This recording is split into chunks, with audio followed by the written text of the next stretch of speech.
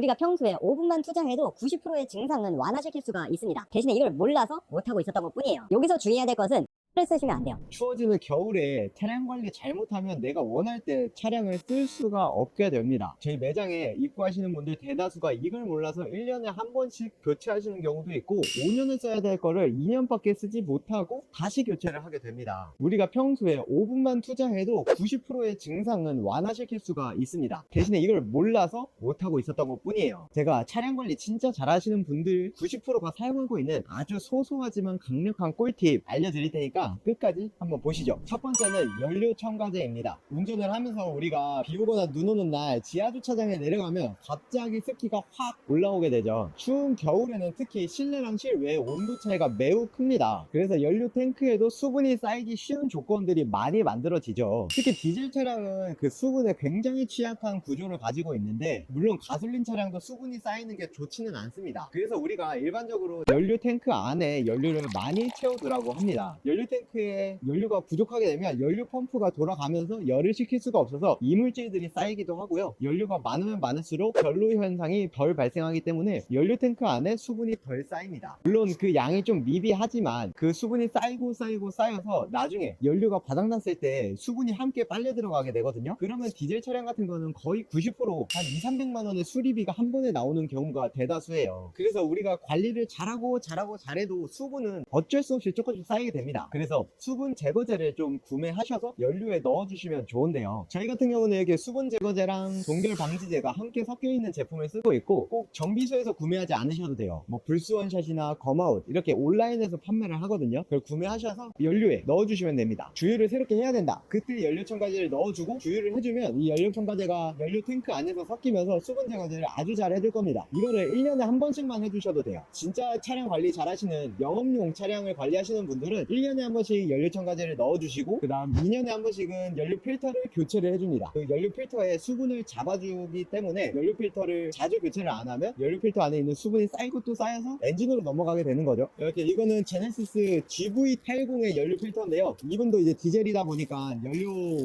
필터를 한번 교체하고 싶다 2년 됐으니까 해서 저희한테 의뢰를 해주셨고 이제 이번 주에 한번 오실 예정입니다. 이렇게 연료 필터 같은 경우는 2년에 한 번, 그 다음 수분 제거제는 1년에 한 번씩 해주시기만 해도 큰 수리 이제 2,300만 원 아끼실 수 있으니까 이 정도 관리 해주시면 정말 좋을 것 같아요. 자, 두 번째로는 타이어 관리입니다. 저희처럼 정비도 하지만 타이어 샵을 운영하시는 분들은 이렇게 추운 겨울이 바로 성수기입니다. 왜냐면 일반 분들은 내가 타이어가 얼마나 됐는지 잘 모르세요. 이렇게 추운 겨울에 눈이 오거나 미끌리면서 아 내가 타이어가 정말 위험하네, 출발은 할 수 있는데 제동이 안 되네 라는 경험을 했을 때 타이어를 교체하시게 되거든요. 어떻게든 출발은 하는데 제동이 안 돼요. 혹은 이번처럼 눈이 많이 온 경우는 눈 위에서 그냥 공회전을 하면서 앞으로 갈 수 없는 상황까지 발생합니다. 그래서 이렇게 눈이 많이 오고 미끌리는 경험을 하시고 저희 매장에 오시게 되는데, 그래서 눈이 많이 온 날은 손님들이 정말 많이 대기를 하셔요. 한두 시간까지도 기다리시니까 정말 많은 분들이 와주시죠. 이렇게 증상이 나타나면 마음도 급하고 운전하는 내내 조마조마해서 내가 또 미끌리는 거 아니야? 라는 심리 때문에 운전이 굉장히 부담스럽게 됩니다. 그래서 내가 주기적으로 타이어 관리를 해주시면 좋은데 이거는 뭐 딱딱딱 떨어지는 게 아니라 일반 분들이 그냥 관리하기는 그렇게 쉽지는 않지만 그냥 육안으로 보고 몇 가지 기준을 가지고 체크는 해보실 수 있을 것 같아요. 예를 들면 주차장에서 핸들을 한쪽으로 다 돌려주세요. 그리고 100원짜리 동전이나 카드 뒷면에 그 바코드가 있는 부분을 한번 대보시면 그 기준에서 바코드가 너무 많이 올라와 있다 그러면 교체 시기가 거의 다 왔다고 보시면 되거든요. 체크를 하실 때는 그냥 평평한 바닥이 아니라 그 홈 안에 살짝 튀어나온 마모 한계선이라는 게 있습니다. 그 마모 한계선을 기준으로 체크를 해주셔야 되는데 마모 한계선이 닿으면 닿을수록 가까워지면 가까워질수록 배수 능력이 떨어진다는 거고요. 그러면 눈이 왔을 때나 비가 왔을 때 막을 깨주지 못하고 그 위를 슬라이딩 하게 됩니다. 그래서 우리가 눈이 많이 온 날 앞으로 갈 수가 없는 이유가 눈 막을 깨지 못하고 위에서 스키 타듯이 계속 공회전을 하게 되는 거예요. 타이어 같은 경우는 정말 안전에 직결되기 때문에 눈이 오는 겨울철 전에 가을이나 뭐 여름에 한 번씩 타이어 체크해 주시는 게 좋고, 내가 봐도 위험해 보이는 상황이 올 수도 있으니까 주차장에서 가끔 타이어 상태를 한번 봐주십시오. 기준을 잡고 아 이제 좀 교체해야 될 것 같다 싶으면 정비소를 가셔서 상담을 해보시는 하시는 걸 추천드립니다. 그리고 윈터 타이어에 대한 문의가 생각보다 많아요. 그래서 제가 상담을 할 때는 윈터 타이어는 몇 가지 제안을 드립니다. 윈터 타이어를 교체할 때 교체 비용도 들지만 관리 비용도 들어요. 타이어도 구매해야 되고 보관도 해야 되고 교체를 1년에 2번을 하게 되죠. 이 교체 비용도 나옵니다. 쉽게 접근할 수 없는 게 바로 윈터 타이어예요. 정말 부담이 많이 되죠. 저 같은 경우는 제가 교체를 하니까 부담이 없는데 일반 분들은 이거 교체하려면 그래도 1, 20은 최소 나가거든요. 1년에 1, 20씩 관리를 하면서 타실 분과 타지 않아도 되는 분이 있어요. 그 기준은 바로 내가 어떻게 주행을 하느냐에 따라서 다른데요. 예를 들어 새벽에 많이 주행한다, 그리고 산간 지역을 다닌다, 제설이 잘 안 되는 지역을 다니시는 분들, 그런 분들은 윈터 타이어를 교체하시는 게 좋아요. 대신에 내가 출퇴근 거리만 짧게 다니고 제설이 잘 되는 도로를 많이 다닌다, 그러면 굳이 윈터 타이어를 교체 안 해도 어느 정도는 다 탈 수 있거든요. 그리고 눈이 정말 많이 왔을 때는 잠깐 차를 놓고 다닐 수도 있다, 그러면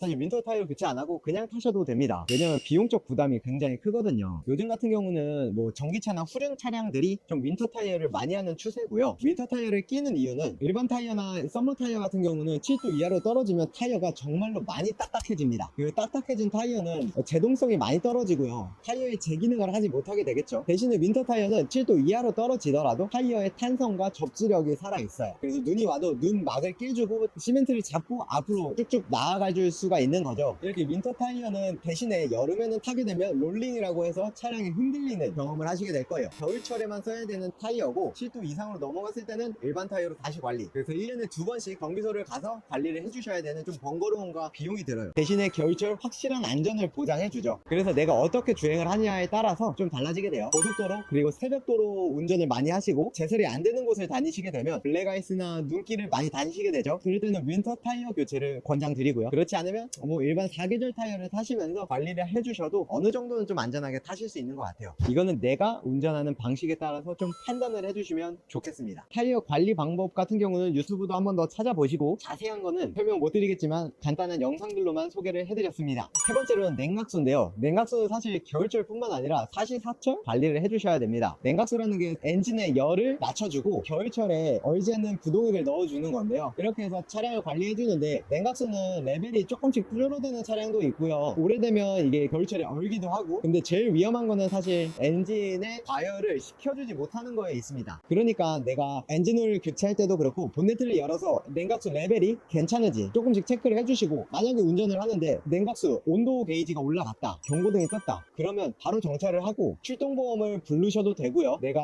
수돗물이 있거나 냉각수를 사실 수 있다, 마트 같은 데서 파니까 거기서 구매를 해서 급하게 보충을 하실 수 있는 방법도 있습니다. 여기서 주의해야 될 것은 생수를 쓰시면 안 돼요. 생수에는 여러 가지 미네랄이 있어서 엔진 내부로 들어가면 엔진 내부에 녹이 슬어서 냉각수 라인이 통째로 망가져 버려요. 그래서 생수 쓰시는 거는 꼭 피해 주시고, 지하수 쓰시는 것도 피해 주시고, 그냥 수돗물을 사용해서 냉각수를 보충해 주셔야 되는데, 뭐 뒤에 설명서도 잘 돼 있겠지만 5대5로 비율로 맞춰서 넣어 주셔도 크게 문제가 없으니까 한 5대5 비율로 냉각수 보충을 해 주시면 됩니다. 그리고 냉각수 경고등이 뜨면 최대한 주행하지 않으시는 걸 추천드리고요. 워낙 위험하고 크게 망가지는 경우가 있기 때문입니다. 냉각수 같은 경우는 엔진 본네트를 열면 요거는 워셔액, 여기가 냉각수입니다. 그래서 냉각수 레벨을 체크해 주셔야 되는데요. 이렇게 보시면 냉각수에 풀선과 로우선이 있고 그 사이에 있으면 괜찮으신 거고요. 여기에 뚜껑을 열어서 보충을 해주시면 됩니다. 근데 간혹 좀 아시는 분들은 이렇게 라디에이터 캡을 열어주는 경우가 있는데, 운전을 할 때 이걸 열면 뜨거운 냉각수가 바로 분출돼 버려요. 그래서 이거는 웬만하면 열지 않으시는 걸 추천드리고 쪽을 통해서 첨가해 주세요. 저희 같은 경우는 아니까 좀 잘 하지만, 모르시는 분들이 저 라디에이터 캡을 열면 화상을 입을 수도 있습니다. 자, 네 번째로는 배터리 관리인데요. 배터리는 열에도 약하지만 추위에도 약한 게 배터리입니다. 특히 겨울철에 방전이 많이 돼서 많은 분들이 겨울철에 아침에 시동을 못 거시거나 퇴근할 때 시동이 안 걸려서 당황할 경우가 있습니다. 그래서 배터리 같은 경우는 우리가 관리 방법만 잘 아셔도 되는데, 이 관리 방법을 잘 모르시더라고요. 그래서 제가 알려드릴게요. 우선은 배터리라는 게 우리가 밤 사이에도 방전이 쭉 됩니다. 차량은 대기 전력이 있어서 우리가 스마트 키에도 반응을 하고, 누가 쿵 쳤을 때 막 울리기도 하는 겁니다. 대기 전력을 갖고 있기 때문에 우리가 주차해둔 새벽 사이 동안에 방전이 되는데, 추운 겨울에는 그 방전량이 좀 더 가속화가 돼요. 그래서 우리가 운전을 할 때 한 일주일에 한 번씩은 1시간 이상 주행을 하시는 게 좋아요. 그래야 배터리가 충분히 충전이 되고 그 전력으로 다시 사용을 가능한 겁니다. 그리고 두 번째로는 우리가 운전을 하면서 항상 할 수 있는 건데, 처음에 시동을 켜고 운전을 할 때 전력을 좀 많이 쓰고요. 그동안 방전이 됐기 때문에 배터리가 100%가 아니에요. 그런데 내가 짧은 거리 한 5분, 10분 혹은 20분 정도 짧은 거리를 운전을 매일 한다, 그러면 주차하기 5분 전에 전기장치를 좀 꺼주시는 게 좋아요. 그 이유는 우리가 운전을 하면서도 전기장치를 쓰기 때문에 배터리 전기도 일정 부분 사용을 할 수밖에 없거든요. 발전기가 있지만 배터리 전기도 소모가 되기 때문에, 그리고 배터리를 충전을 해줄 수 없기 때문에 도착하기 한 5분 전에 전기장치를 좀 꺼주는 거예요. 라이트 제외하고 뭐 엉덩이 따뜻하게 해주는 거, 핸들 따뜻하게 해주는 열선, 그리고 뭐 히터 요 정도, 노리 정도 좀 꺼주시면 그동안 전기를 차단했기 때문에 충분한 전력들이 배터리로 넘어가서 배터리를 충전을 해줍니다. 그러면 우리가 주차하는 시간 동안 많은 전기를 가지고 방전이 되기 때문에 방전량이 바닥까지 가지 않는 걸 막아줄 수가 있어요. 이렇게 5분 전에만 관리해 주셔도 배터리 관리에는 정말 좋고요. 이 배터리 관리를 잘 못하시면 2, 3년에 한 번씩 배터리를 교체하고, 잘 하시는 분들은 한 4, 5년에 한 번씩 배터리 교체를 해요. 이것만 해도 1, 20 요즘 나오니까 배터리 관리에 꼭 신경 써주시고요. 배터리 측정 같은 경우는 여러 가지 장비가 필요하니까 가까운 정비소 가셔서 배터리 컨디션 같은 경우는 체크하실 수가 있거든요. 이런 거는 뭐 엔진오일 교체할 때 한 번씩 체크해 주시면 되겠습니다. 자, 마지막으로 하부 세차입니다. 우리가 이제 염화칼슘 덕분에 추운 겨울철에도 안전하게 운전을 할 수 있지만, 이 염화칼슘 위에서 운전을 하다 보면 차량 하부에 염화칼슘이 싹 달라붙게 됩니다. 저희가 이제 하부 수리나 얼라이먼트라는 작업을 하면서 하부를 보게 되면 정말 많은 염화칼슘이 쌓여 있는데, 그렇기 때문에 우리가 겨울철에는 하부 세차를 잘 해주셔야 돼요. 하부 세차 같은 경우는 뭐 염화칼슘 뿌려져 있는 돌을 운행하고 바로 해주셔도 좋지만, 그게 안 되면 겨울이 끝나기 전에 최소 한두 번 정도 해주시는 게 좋아요. 한 번에 다 안 씻겨 내려가기 때문에 한두 번 해주고 마지막 봄에 잔류 염화칼슘이 도로에 있을 수 있으니까 마지막에 한 번씩 하부 세차를 해주시면 하부 관리가 되는데, 이거 안 해주시면 처음에는 한 1, 2년은 괜찮거든요. 근데 시간이 지나면 지날수록 녹이 점점 깊게 들어가고, 어떤 경우에는 부품이 풀리지가 않아서 부품을 교체해야 되는 경우도 있어요. 간단하게 풀고 조이기만 해도 되는데, 그러니까 하부 세차도 꼼꼼하게 겨울 끝나기 전에만 해주셔도 될 것 같아요. 이렇게만 해주셔도 전체적으로 관리하는데 문제가 안 되실 것 같아요. 오늘 5개까지 알려주셨는데 요거 다 안 하셔도 되지만 한두 가지만 챙기셔더라도 내 차량 관리에 도움이 되실 겁니다. 자, 이제 저 영상을 보시면서 경상도나 타 지역에서 전화 주시는 분들이 종종 계셔요. 그 지역에는 뭐 어디 가야 될지 몰라서 일단 전화 문의를 준다 이렇게 하시는데, 만약에 내 지역에서 나도 가까운 오랫동안 정비받을 수 있는 정비소를 찾고 싶다, 그런 분들이 계시면 댓글을 한번, 지역을 한번 적어주세요. 그럼 저도 한번 수소문 해보고 소개해드릴 수 있는 컨텐츠도 한번 제작해 보려고 합니다. 이렇게 전국에 정말 멋있는 정비사님들이 계신데 소개를 못 해드리는 것 같아서 그런 것도 기획하고 있으니까, 혹시 내 지역에 알고 싶다 하면 간단하게 댓글 한번 적어주십시오. 그러면 제가 직접 찾아서 인터뷰도 해보고 소개하는 컨텐츠를 한번 제작해 보겠습니다. 그리고 이제 한 해가 마무리되니까 저희 같은 경우는 이제 내년에 대한 계획과 목표를 세우고 있는데, 저희 시청자 여러분들도 새로운 목표, 그리고 새로운 한 해를 준비하는 마지막 12월이 되었으면 좋겠습니다. 저희는 내년에도 손님들이 오실 때 웃고 가실 때 웃을 수 있는 그런 정비소가 될 수 있도록 노력하겠습니다. 오늘 여기서 마무리하겠습니다. 감사합니다.